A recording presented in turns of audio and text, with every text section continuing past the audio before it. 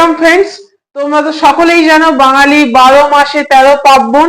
তা এখন পৌষ পার্বণ চলছে। তা পৌষ পার্বণে দেখতে পাচ্ছ এটা হচ্ছে সরু চাকরি, এটা আছে পিঠে পুলি বা সেদ্ধ পুলি যাকে বলে, আর গুড়।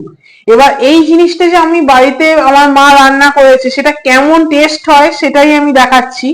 আমি একটু একটু করে খাচ্ছি, তোমরা দেখো। এইটাকে, এই সরু চাকরিটাকে গুড়ের মধ্যে চোবালাম, নিয়ে এইভাবে নিয়ে আমি খাবো।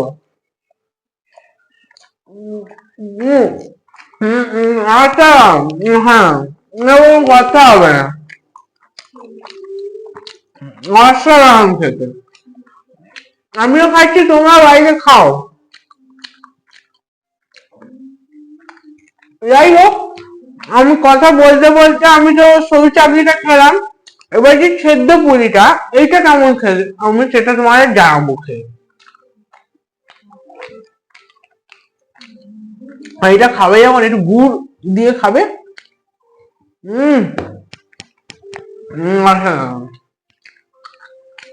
এবার এইটা, এই পুরিটা পুলিটা তোমরা কি করে খাবে বা সেদ্ধ পুরিটা, আমি প্রথমে এটা শুধুই খাই, আগে দেখি কেমন লাগে।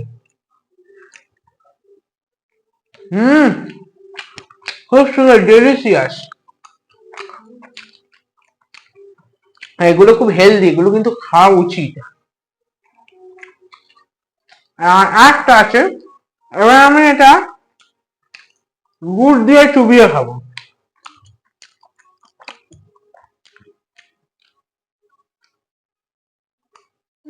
গুড় দিয়ে চিবিয়ে চুবিয়ে খেতে পারো, খুব একটা খারাপ লাগছে না। আমার যদি এটা তরকারি বলি তো গুড়ে ভালো লাগছে না আমার ব্যক্তিগত ভাবে। আমার মনে হয়েছে যে গুড়ে চুবিয়ে খাওয়ার থেকে শুধু সেদ্ধটাই খাওয়া ভালো।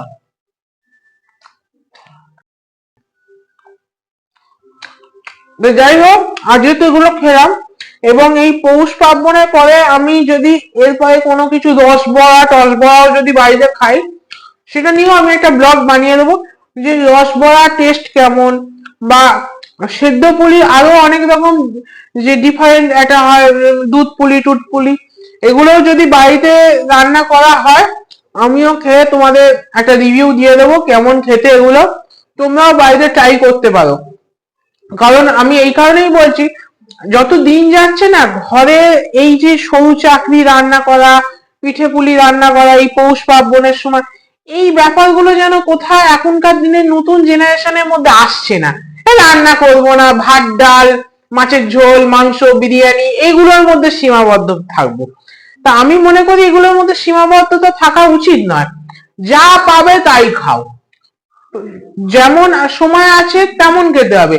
এই যে 12 মাসে 13 পার্বণ কথাটা কেন বলা হয়, মানে উৎসব যতই যাই হোক না কেন মেনলি তো খাওয়া দাওয়া। আমাদের বাঙালিদের বড় উৎসব যদি দুর্গাপুজো হয়, দুর্গাপুজোর শেষে কিন্তু আমাদের একটাই চিন্তা ভাবনা থাকে, সেই খাওয়া দাওয়া। অঞ্জলি হয়তো আমরা 5 মিনিট বা 5 ঘন্টা বা 6 ঘন্টা না খেয়ে অঞ্জলিটা দিলাম, তারপরে তো থাকে আমাদের ডেলিশিয়াস খাবার দাবার।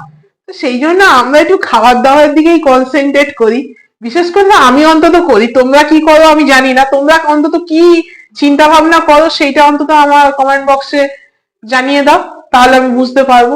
আসি।